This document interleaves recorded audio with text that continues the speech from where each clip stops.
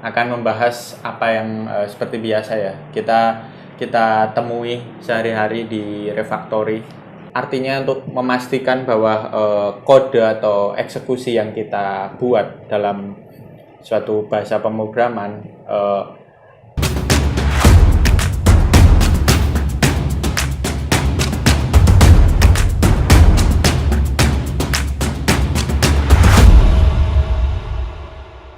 Halo teman-teman, selamat datang di Principal Room.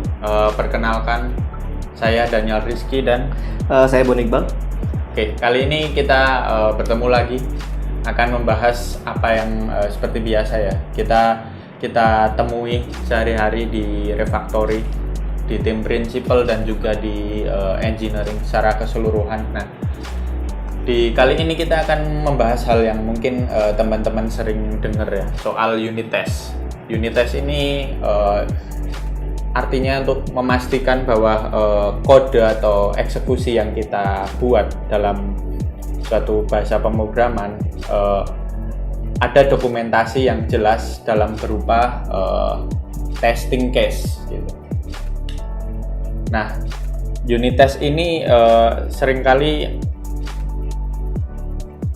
ditemui di beberapa project-project yang sudah cukup mature dan juga bahkan menjadi sebuah standar ya sebenarnya. Menjadi sebuah standar bahwa sebuah engineering team harus memastikan mereka punya dokumentasi berupa unit test.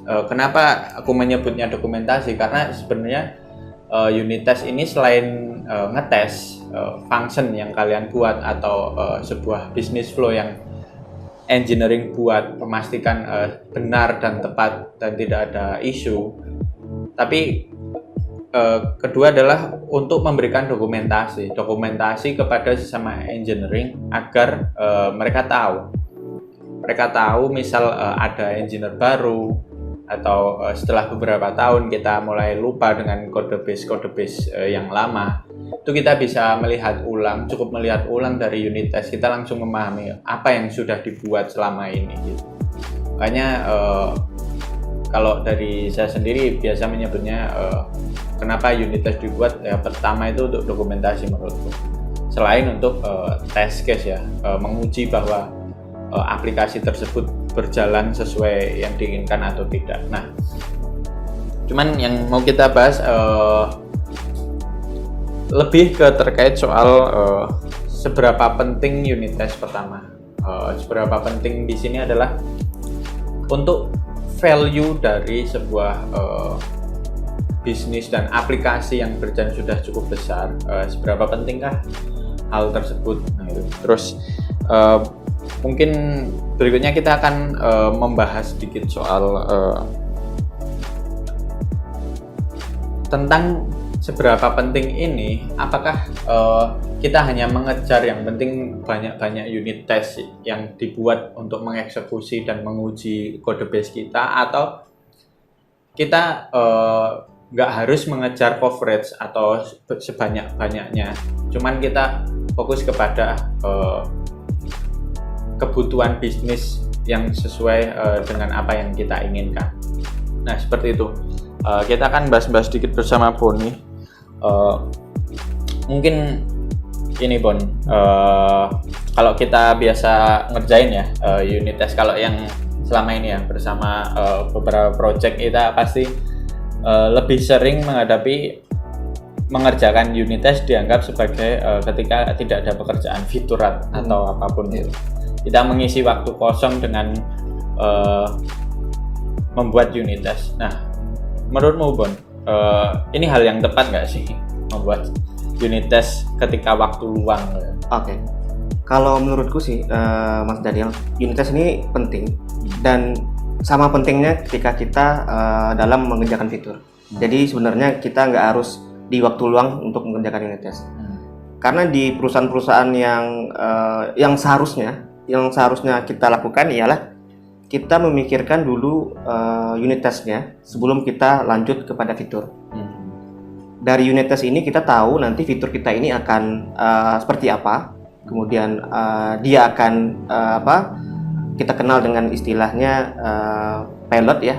Kalau kita bikin endpoint misalnya, kita tahu di unit test kita tahu ini payloadnya akan seperti apa, kemudian logic di dalamnya seperti apa, karena di unit test nanti kita juga akan melakukan testing di logiknya, apakah logiknya benar atau tidak, kemudian respon tentunya seperti apa, seperti itu. Jadi kalau menurut saya sih kita harus tidak boleh namanya anak tirikan lah istilahnya unit test itu, Mas Daniel. Oke. Kalau di unit test biasanya kita ada mengenal istilah features atau runtime atau end to end. Kalau melihat dari sudut pandang apa yang ingin kita tes ya. Dan ya betul juga. Jadi sebenarnya yang sering kita lakukan ya, kita hanya sekedar mencapai sekian persen coverage unit test, tapi pertanyaannya apakah yang kita bikin ini akan berguna nantinya untuk sebagai pertama dokumentasi, dan kedua adalah alignment dengan business flow yang sebenarnya ingin kita pastikan tidak berubah gitu. Nah, seringkali yang kita lewatkan sebenarnya hal tersebut. Jadi kita hanya fokus mengerjakan unit test mencapai sekian persen coverage gitu. Padahal sekian persen coverage ini kurang menjelaskan bahwa kita tuh menguji hal tersebut untuk memastikan bisnis flow-nya tepat atau enggak. Karena kita terlalu fokus dengan coverage dan kita cuma ngecek ada payloadnya enggak dan sebagainya, cuma ada null enggak dan seperti itu. Padahal fungsi unit test ini bisa lebih berguna lagi ketika kita mengejar ke nilai-nilai bisnis dari aplikasi yang kita buat tersebut. Terutama pas ketika kita memilih untuk unit test ini hanya dilaksanakan ketika nggak ada task lain itu ya Bun. Iya benar. Nah itu ini menurut pendapat kita ya yang kita alami sehari-hari. Sebenarnya unit test yang memiliki value yang sangat baik kepada sebuah project itu kita biasa mengenalnya dengan TDD ya, Test Driven Development. Jadi Test Driven Development ini akan mendahulukan merancang test case yang akan kita buat.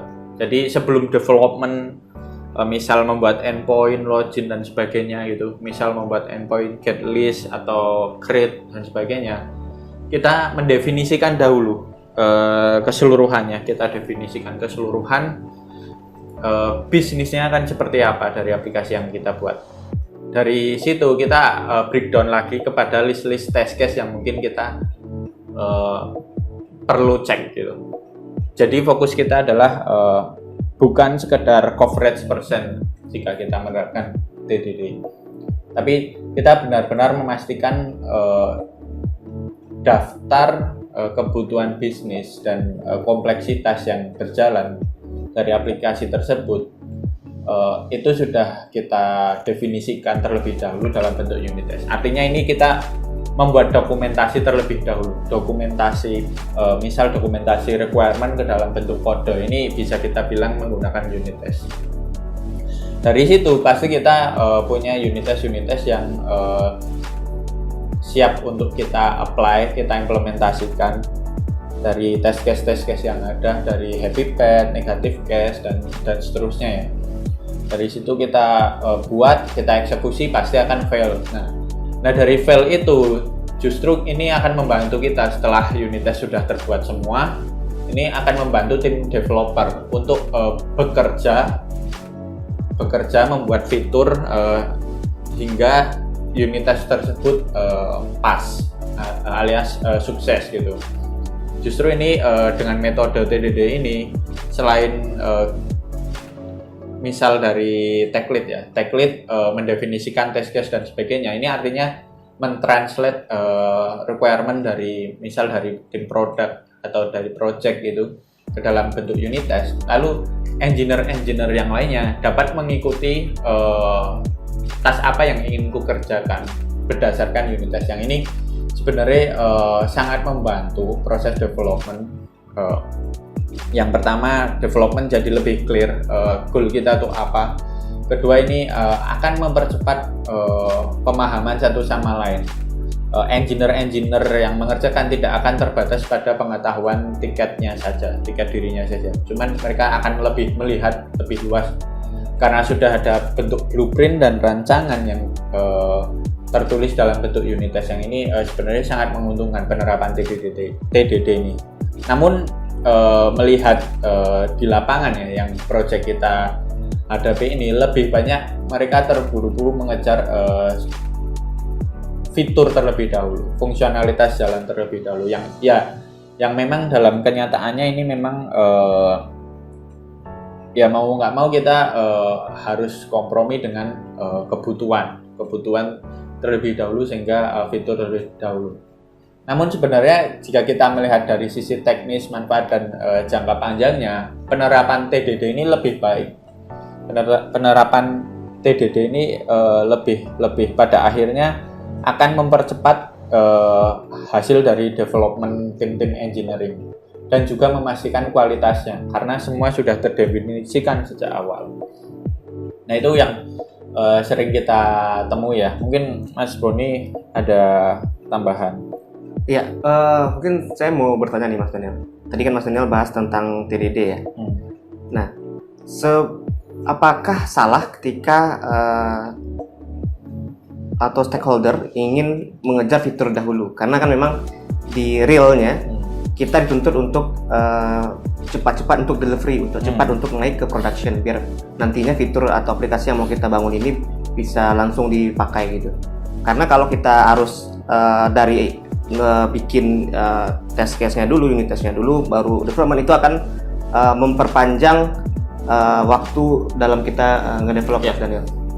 Ya, sebenarnya salah dan tidak salah ini nggak bisa dari satu sudut pandang kalau soal ini.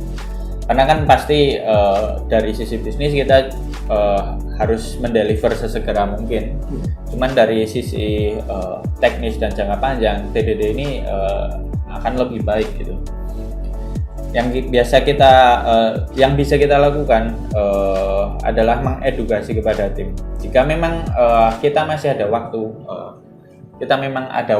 yang cukup, kita seharusnya mendahulukan test case dahulu sebelum development.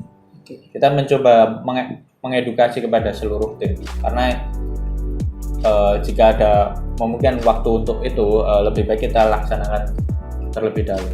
Namun jika case-nya adalah ya memang waktu yang terbatas dan fitur harus segera terdeliver, ini kan juga kita akan sulit menerapkan best practice ya, yang cara yang lebih elegan gitu yang kita tawarkan. Nah, ini yang memang sering kita temui ya. Nah di sini yang coba kita ceritakan ke teman-teman ya. Kita perlu aware soal ini. Jadi ketika ada suatu development, suatu fitur baru, jika memungkinkan, diskusikan dan edukasikan kepada semua tim bahwa cara ini adalah cara yang bagus untuk memastikan kualitas delivery kita. Seperti itu. Oke. Saya cukup sering ya di project mengerjakan unit test, terutama ketika selesai mengerjakan fitur dan kita nunggu untuk rilis gitu. Jadi waktu kosong diisi dengan mengerjakan unit test. Nah, kalau dari saya itu biasa mengerjakan unit test, kami mulai dari logiknya dulu, Mas Daniel. Jadi di project itu ada logic bisnis, itu biasanya kita sebut dengan use case. Nah, kami bikin unit test dari sana berdasarkan function-function yang ada di use case tadi.